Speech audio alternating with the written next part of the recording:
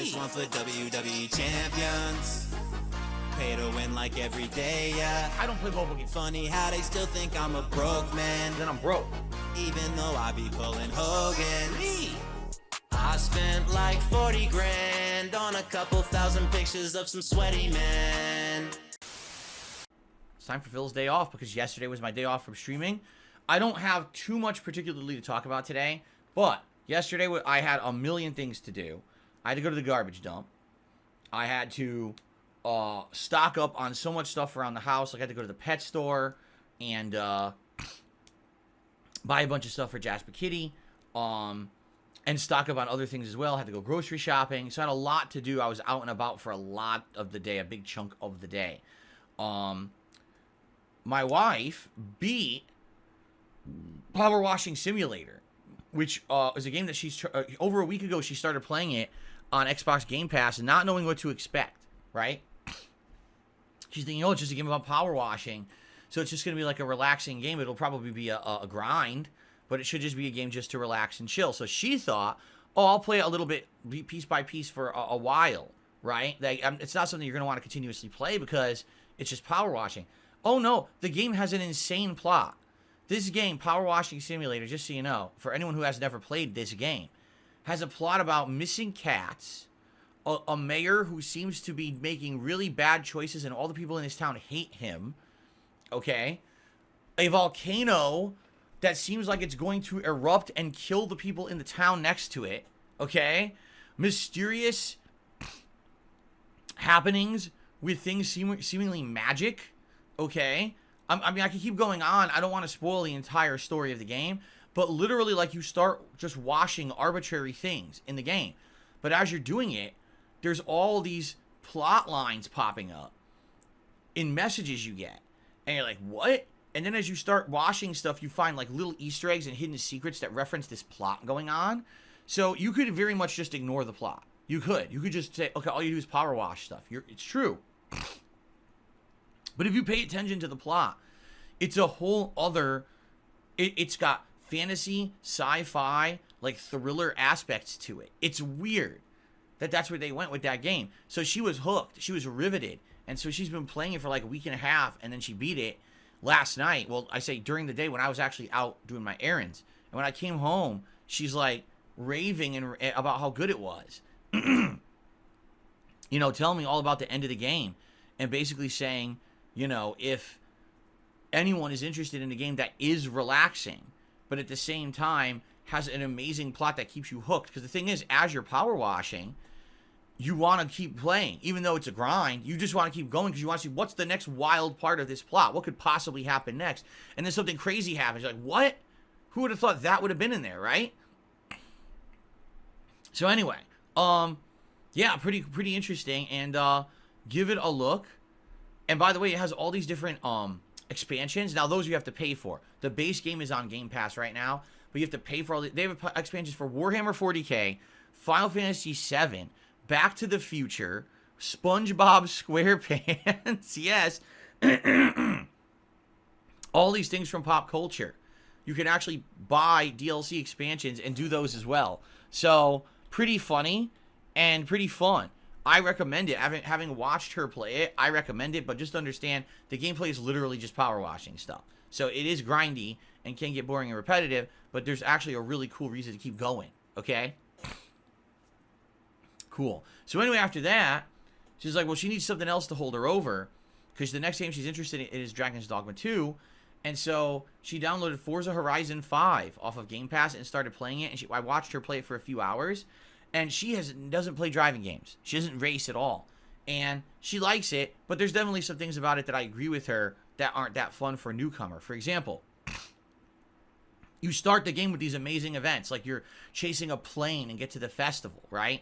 You go to an area where there's a rainstorm and you find a bunch of hidden temples and you learn all this cool stuff about Mexican, like, history and lore. She's like, I love those missions. And then it'll be like, okay, so now you've done those missions, you unlocked a bunch of ridiculous grind. You know, hit a speed trap at a certain speed, do a stunt jump, do a street race. And it's all grindy stuff that doesn't really have meaning, but you have to do it to unlock the next leg of the story. For someone like her, she's a casualized player. She's not interested in car culture. She just wants a nice, fast car, and she wants to drive around, enjoying the scenery, and she wants to do some fun missions. She doesn't want to do the grind. And that's how they designed the game, is that there's this grind in between that's just not very fun. And I have to agree with her there, that if you're just into stuff that's kind of interesting to a newcomer to cars or whatever, the last thing you want to do is spend an hour, 2 hours between the fun missions grinding. So she likes the game, but there's definitely some things that are annoying her. So anyway, that's what she's playing now. I don't know how much she's going to play it. Like, I was there when she played it, so when there was something tough that she got stuck on, like, she would try something 2-3 times and couldn't do it. I say, here, let me try, and then I would do it, and then it lets her pass, and she goes on to the next thing. That didn't happen a lot. I think it happened maybe twice. We actually ended with her first barn find, where she found the barn, and she got the car inside, and it ended up being, like, this incredibly crappy Ford Focus that now is going to get restored. She's like, man, we drove all around looking for it, and that's what we're going to get, some shitty Ford Focus. I was like, that's the thing with barn finds. Like, you never know what you're going to get with those cars.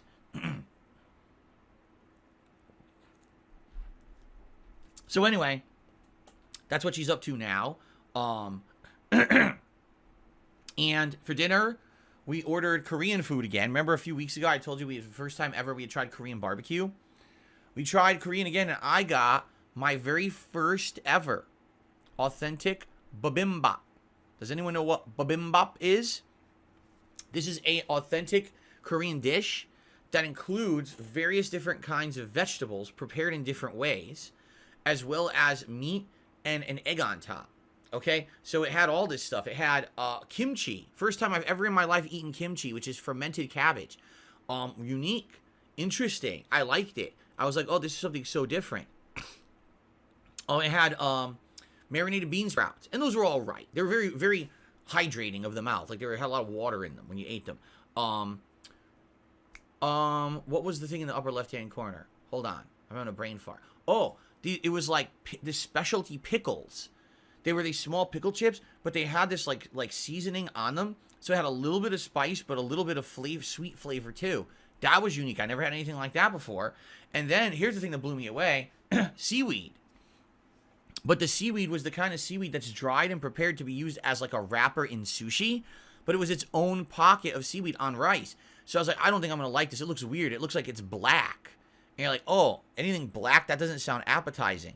I took one bite. I was like, this is really good. I was blown away by the flavor. I was like, I absolutely loved the seaweed, and I'd never had it before except in sushi. And eating it by itself and then with the rice, I was absolutely loving the flavor. I was like, wow, it's so unique. It's a little bit fishy. It's a little bit salty, but it has this unique flavor that just was delicious. And you can eat it with everything in there. Like, you can mix it with the stuff, and it tastes great. And then, of course, the meat. And I forget what they call their meat. It's beef, and they prepare it in a certain way, and I can't remember exactly what they call it. I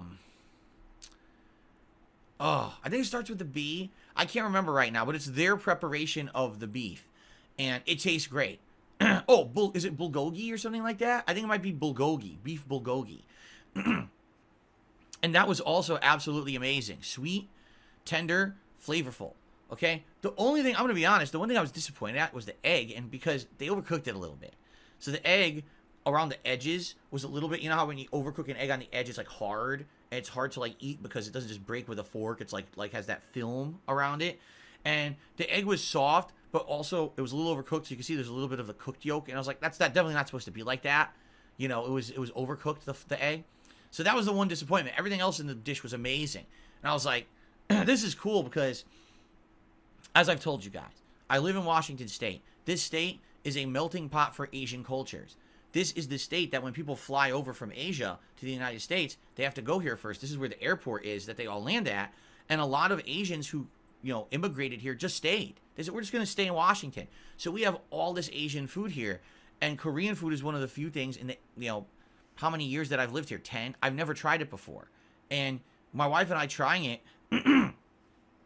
a few weeks ago, were blown away at how good it was. And now I'm like, this is like another whole new world of cuisine to try, right? I tried this bibimbap, and I'm like, this is so good. I've never had any of these dishes. I never had kimchi. I never had marinated bean sprouts. I never had the seaweed, right? I never had those pickles. I don't even know what they're called, those special pickles. I never had the bulgogi. And I'm literally just eating in a circle, And I'm like, dude, everything is unique and delicious. I've never had this before.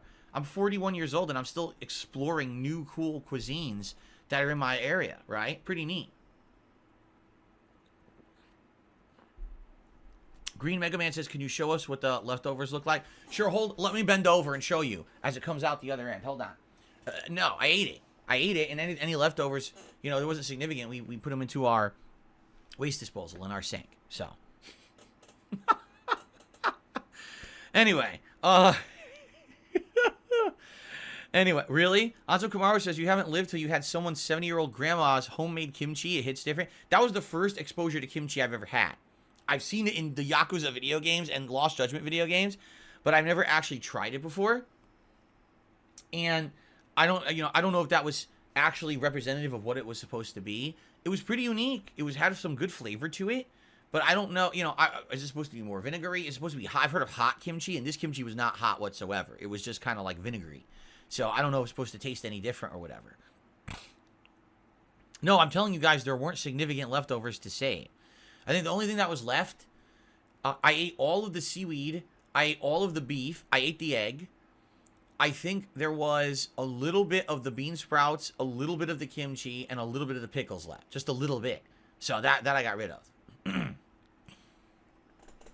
Anyway. So, yeah. Great food. Good time. Good chill times with my wife. Playing Forza Horizon 5.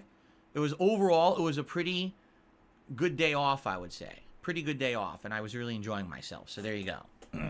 Okay.